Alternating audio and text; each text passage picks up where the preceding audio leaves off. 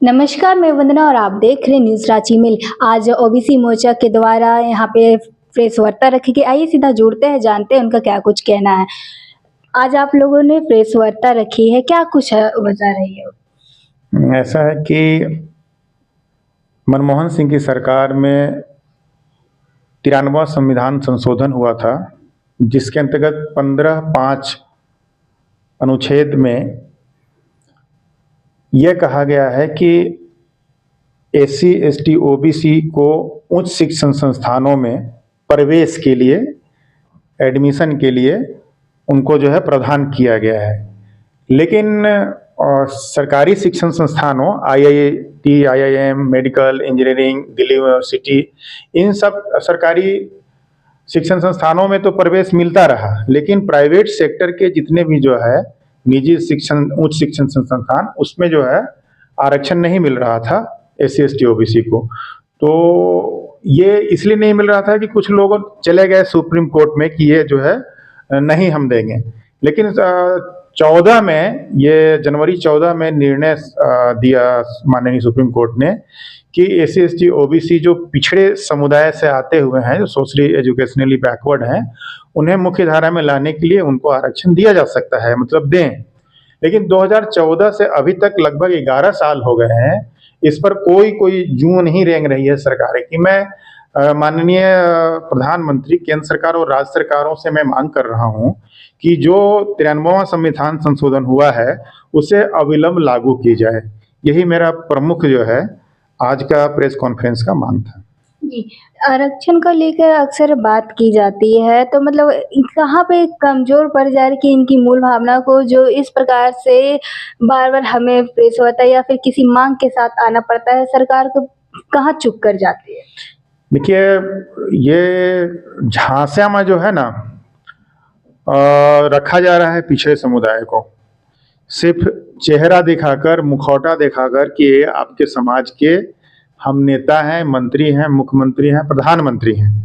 लेकिन आम जनों को जो फायदा होना चाहिए, उनको जो हक मिलना चाहिए, वो नहीं मिल रहा है। हमारे समाज को गुमराह किया जाता है कि आपके समाज के तो प्रधानमंत्री हैं, आपके समाज के तो मुख्यमंत्री हैं, तो विधायक हैं। तो होने से नहीं होता है, वो नीति निर्धारण करने में होता है, नीति बनाने में होता है। तो जो काम मनमोहन सिंह की सरकार में शिक्षा मंत्री, जो मानव संसाधन मंत्री माननीय अर्जुन सिंह जी थे, जिन्होंने ओबीसी के हक की जो है काम, बहुत बड़ा काम किया, जो मंडल कमीशन ने सरकारी सेवा में आरक्षण दिया, तो ये जो है यूपीए 1 की सरकार ने उच्च शिक्षा में उन्होंने दिया। ये बहुत बड़ी बात है। तो यही है, हमारे समाज में अब जागरूकता आ गई है, इसलिए सरकार भी अब सचेत हो रही है। जाति जनगणना की मांग हम लोग मजबूती से उठाया करते थे, वो वर्षों से वो मांग हमारे माननीय राहुल गांधी जी, अखिलेश जी, तेजस्वी जी, एमके स्टालिन जी, ये सारे लोग भी लग गए। तो अब जो है सरकार झुकी है, इसमें भी झुकेगी। जी, जाति जनगणना की आपने बात की, इसकी तो शुरुआत मोदी जी ने भी कर दिया, इनकी स्वागत कर दिया, इसकी घोषणा कर दी, इस पर आप क्या कुछ कहेंगे? नहीं, मैं उनको वेलकम किया था, स्वागत किया था इनके इस निर्णय को। लेकिन निर्णय का मेरा ये कहना है कि आपने कोई टाइमलाइन नहीं फिक्स किया है कि हम कब से करा रहे हैं, कैसे करा रहे हैं। हमारी मांग है कि तेलंगाना सरकार ने जो 56 सवाल रखा है, उन 56 सवाल भी ही के तरह जो है वो सभी तरह का गणना होना चाहिए कि कोई व्यक्ति की जाति के साथ जो है उसकी आर्थिक हैसियत क्या है, उसकी जमीन कितनी है, वो किस सेक्टर में काम करता है, बेरोजगार है, विकलांग है, क्या है, मजदूरी करता है, अफसर है क्या, ये सारे हर एक डाटा जो है उसमें फीड होना चाहिए, तभी हम इलाज ढंग से हो सकेगा। इलाज करने के लिए डायग्नोसिस जरूरी है। जी, आप अपनी मांगों को लेकर क्या विज्ञापन आपने सौंप दिया है सरकार को?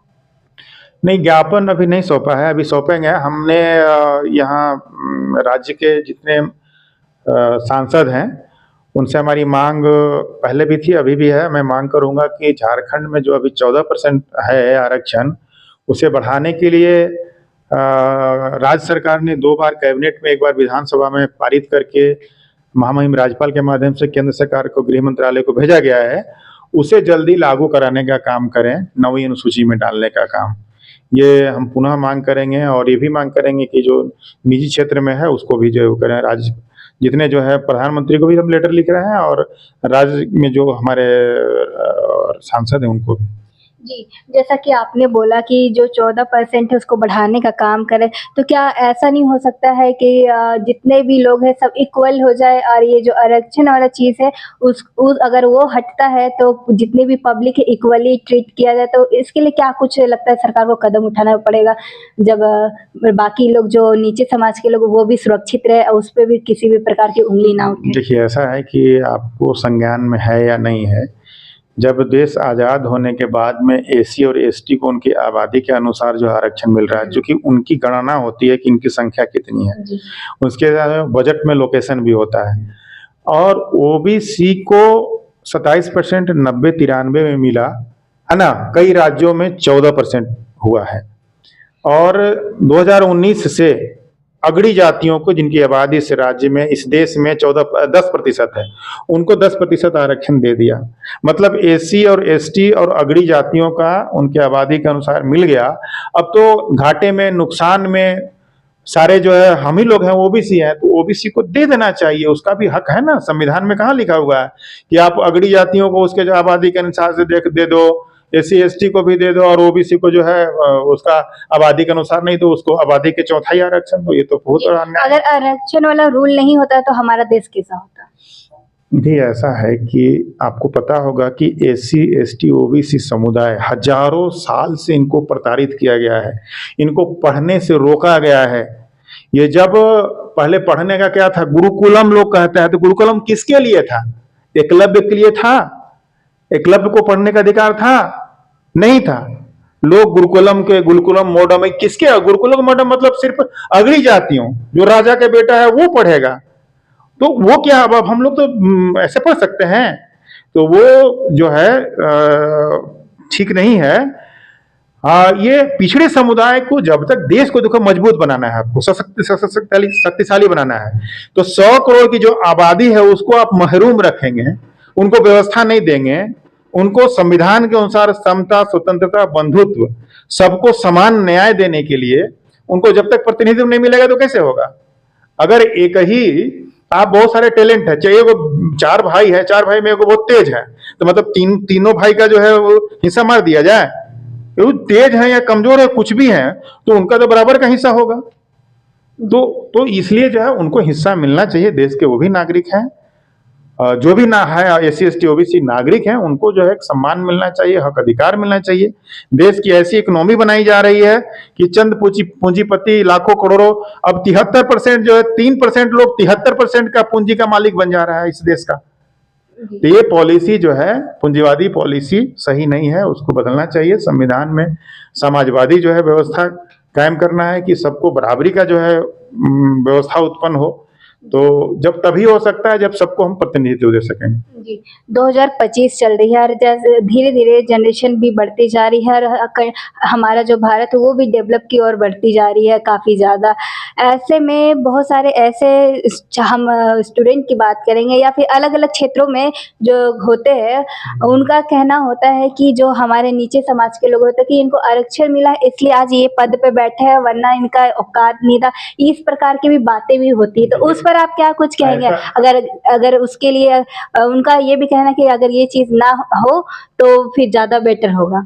ऐसा है ना, देखिए मैं अभी अब उदाहरण दिया कि हक बनता है, आपको मालूम है इस देश में सबको बराबरी है, 1 मैन 1 वोट 1 वैल्यू। यहाँ ऐसा नहीं है कि कोई अगड़ी जाती है तो उसका वोट का वैल्यू ज्यादा हो गया, या कोई अरबपति खरबपति है तो उसका वोट का वैल्यू ज्यादा हो गया, वैसा नहीं है। मतलब सबका समान है, उसका भी हक अधिकार है। आप क्यों नहीं समझते हैं कि आपके पूर्वजों ने शोषण दमन किया है, उनको जो है पढ़ने लिखने से महरूम किया है। अगर लॉर्ड मैकाले यहाँ अंग्रेज नहीं आए हुए होते तो सबके लिए समान शिक्षा और समान न्याय नहीं था।